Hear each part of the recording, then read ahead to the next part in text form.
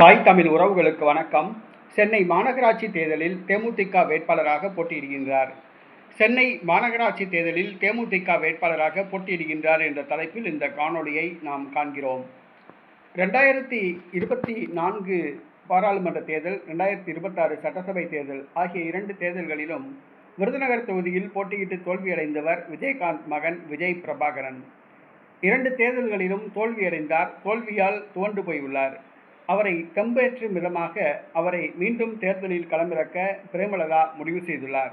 திமுக கூட்டணியில் இடம்பெற்றுள்ளார். விரைவில் உள்ளாட்சி தேர்தல் நடைபெறவுள்ள உள்ளாட்சி தேர்தலில் சென்னை மாநகராட்சி மேயர் பதவியை தேமுதிகவுக்கு வழங்குமாறு கோரிக்கை வைத்துள்ளார் பிரேமலதா.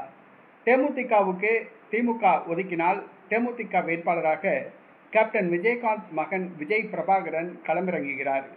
சென்னை மாநகராட்சி தேர்தலில் விஜய் பிரபாகரன் வெற்றி பெற்றால் மு.க. ஸ்டாலினுக்கு அடுத்தாற்போன்று ஒரு முக்கியமான முகமாக அவர் விளங்குவார்.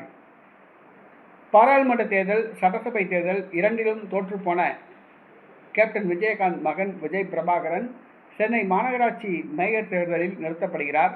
அவர் வெற்றி பெறுவாரா, தோல்வியடைவாரா என்பதை பொறுத்திருந்து பார்ப்போம்.